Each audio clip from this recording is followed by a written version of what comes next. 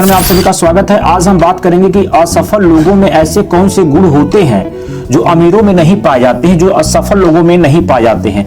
याद रखिएगा, तो असफल लोगों में सबसे पहला गुण क्या होता है कि वो 9 से 5 की नौकरी पर ज्यादा विश्वास करते हैं। वो कोई इधर उधर का सोच नहीं पाते हैं। उनको लगता है बस एक छोटी सी नौकरी मिल जाए, 4,000 की, 5,000 की, 10,000 की, 20,000 की, इसमें 9 से 5 की ड्यूटी हो और बधे बधाए हमें कुछ तनख्वाह मिले ताकि हमारा काम जो है चलते रहे। दूसरा चीज क्या होता है असफल लोगों में कि समाज के दबाव में आकर कैरियर चुनना।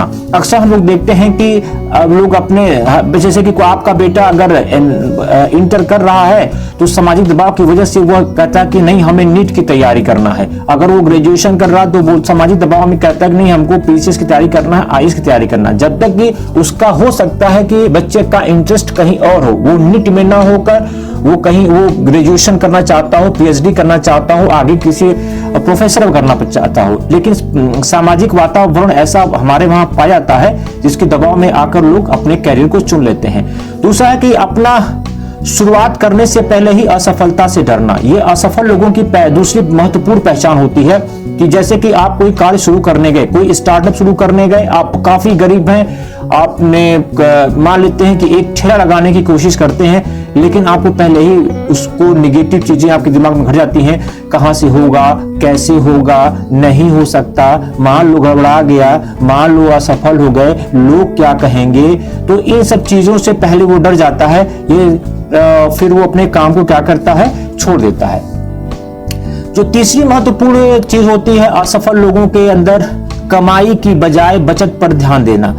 बचत करना अति आवश्यक है, नो डाउट आपको बचत करना चाहिए क्योंकि धन बचाना ही धन कमाई है, धन की कमाई होती है। लेकिन आप धन का बचत तब करेंगे जब आप धन कमाने की कोशिश करें, तभी तो करेंगे। अब कमाने के बजाय सीधे बचत पे, अभी आपने 10 रुपए नहीं कमाया कि सीधे उसमें 8 रुपए बचत, ये नहीं। सपोज दैट कि हम एक बिजनेस करते हैं, आज हमने उसमें 10 रुपए का इनकम किया, तो हमें 10 का 8 नहीं बचाना है, हमें 10 का 2 बचाना है, 3 बचाना है। शेष 4 रुपए में हमें उस बिजनेस के अकॉर्डिंग फिर कोई चीजें खरीद के लाना है और इन्वेस्ट करना है। इस तरह की एक ग्रोथ प्रक्रिया होती है, साइकिल होती है, तभी आप क्या करते हैं, आगे जाते हैं। बचत पर ध्यान देना है, लेकिन कमाई भी करते रहना। अगर इनकम आता नहीं है, हम बचाते चले जा रहे हैं, तो उसका कोई मतलब नहीं होगा, एक समय आएगा वो जीरो पे चला जाएगा। और चौथी महत्वपूर्ण बात होती है कि अमीर लोगों को भाग्यशाली और अपनी किस्मत को खराब मानना। जी हाँ, जैसे हम लोग कहते हैं कि फलाना व्यक्ति अमीर है तो वो भाग्यशाली है, हमारी किस्मत ही गड़बड़ है, तो हम क्या कर सकते हैं। इस चीज को आप अपने संतुष्टि के लिए सोच सकते हैं, लेकिन आप कभी दिल से मानेंगे तो आपको लगेगा कहीं न कहीं हमारे प्रयास में क्या रही है, कमी रही है। क्योंकि अमीर लोगों का क्या है, वो तो अभी आप फोर्ब्स का इंडेक्स देखेंगे तो हर साल अमीरों की श्रेणी क्या होती है, बदलती रहती है। कभी कोई पहले पे है, कोई दूसरे पे है, फिर नेक्स्ट टाइम कोई पहले पे होगा, कोई दूसरे पे होगा, इस तरीके से।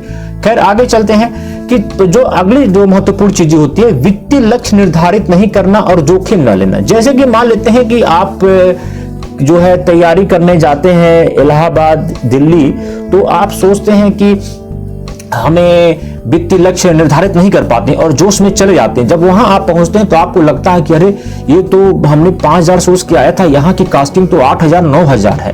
तो इस प्रकार से आपने वित्तीय लक्ष्य का निर्धारण नहीं किया था, एक मिनिमम बजट जो होता है उसको आपने निर्धारित नहीं किया।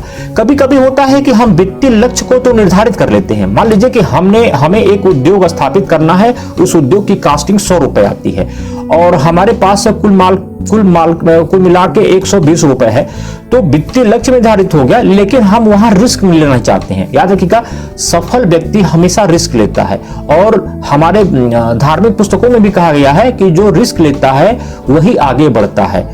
तो जोखिम न लेने की कैपेसिटी असफल लोगों में ज्यादा होती है। लोग कहें नहीं अब इसको 120 रुपए को हम क्या करेंगे, 100 रुपए अगर फिक्स कर देंगे तो वो 8 साल में दुगना हो जाएगा। इस तरह का कॉन्सेप्ट असफल व्यक्ति ले आता है। जबकि वहीं पे जो सफल व्यक्ति है वो 100 रुपए क्या करेगा, तुरंत इन्वेस्ट करेगा, उस 100 रुपए से कम 1,000 रुपए बनाने की कोशिश करेगा।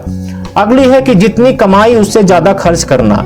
ये हम लोगों में अक्सर पाया जा रहा है कि असफल लोगों में एक चीज और होती है कि आमदनी 98 खर्चा रुपया, क्योंकि वो शान शौकत दिखावेबाजी में इतना खर्च करते हैं कि जिसका कोई हिसाब नहीं है। वो ये दिखाने के लिए समाज को कि हाँ हमारे पास भी पैसा है, जबकि उनकी उतनी आमदनी नहीं होती है। लेकिन फिर भी वैसा करते रहते हैं। अगली है कि नई चीजें नहीं सीखना, ये सबसे महत्वपूर्ण है। जैसे कि समाज समय का परिवर्तन होता रहता है, ये सारी चीजें आप जानते हैं। तो नई चीजें नहीं सीखना और न ही खुद पर नियंत्रण रखना। जैसे कि हम मान लें कि आज कंप्यूटर का दौर है और आप सोचे नहीं हम टाइप राइटिंग से ही काम चलाएंगे, तो आप असफल हो जाएंगे। जैसे कि दौर होता है, नई चीजें आती हैं, तो सबसे पहले आजकल सरकारें भी क्या कहती है कि इनोवेशन आपको आना चाहिए, नहीं यानी कि आप नयापन क्या ला रहे हैं अपने काम में वो आपको आना चाहिए। जैसे कि फर्दर आपको नई चीजों को सीखना चाहिए, समय के अनुसार अपने आप को बदलते रहना चाहिए। अगर ये चीजें आप अपने हृदय से, अपने दिल से, अपने मस्तिष्क से निकाल देंगे तो आपको सफल होने से कोई नहीं रोक सकता। और आपको अपने ऊपर खुद का नियंत्रण और आपको अपने ऊपर आत्मविश्वास अति आवश्यक है। नमस्कार।